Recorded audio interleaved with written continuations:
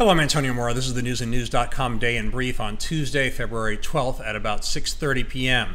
I can't say I'm happy. I can't say I'm thrilled. That's President Trump reacting to a border security deal reached by bipartisan congressional negotiators. He suggested he'd negotiate a bit more and didn't rule out ultimately signing the agreement. It would avoid another government shutdown that would begin at 12:01 a.m. Saturday. The deal provides almost $1.4 billion to build barriers along 55 miles of the border in the Rio Grande Valley, but that's only about a fourth of what Trump wanted. He also indicated he would try to find other funding for his wall.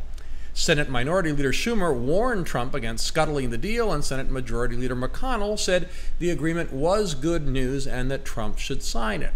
But some of the conservatives who convinced Trump to reject the deal offered in December aren't happy. Ann Coulter called it Trump's Yellow New Deal. Laura Ingraham tweeted that it's beyond disappointing, and Sean Hannity referred to as a garbage compromise. As the deal was being announced Monday night, Trump held a large rally in El Paso where he defiantly insisted the wall would be built anyway. He also said El Paso's mayor was full of crap after he used FBI statistics to contradict Trump's claim that El Paso had been one of the country's most dangerous cities and that border barriers made it safer. Tuesday, the U.S. Conference of Mayors condemned Trump for making untrue statements and defended the mayor. About a mile away, a possible Trump challenger in 2020, Beto ORourke, held a rally of his own. He claimed walls end lives. He also said he'd make an announcement about his presidential ambitions by the end of this month.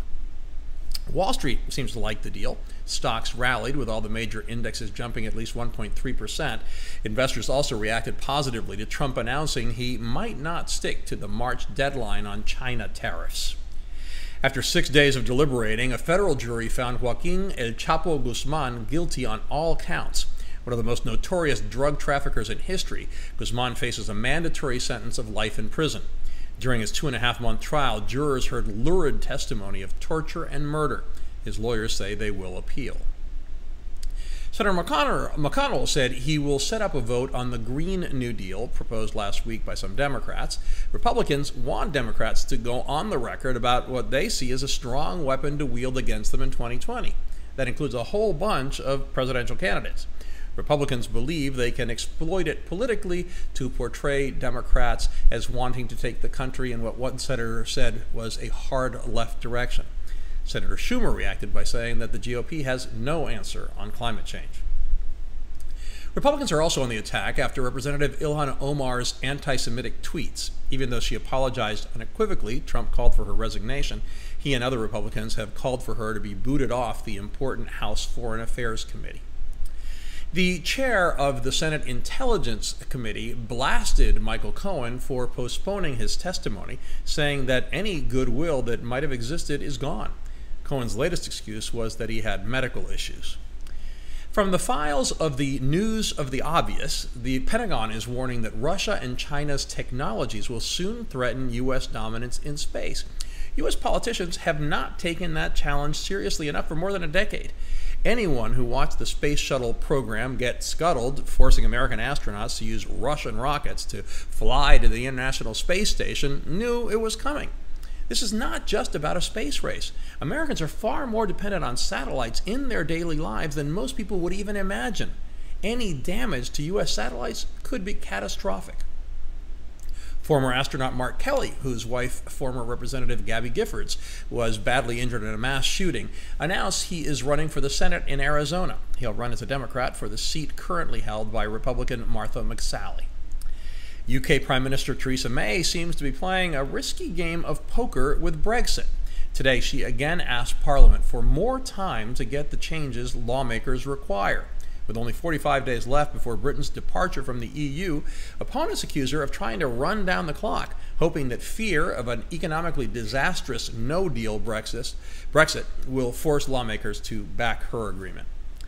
Mass protests across Venezuela today again demanded a transition to democracy.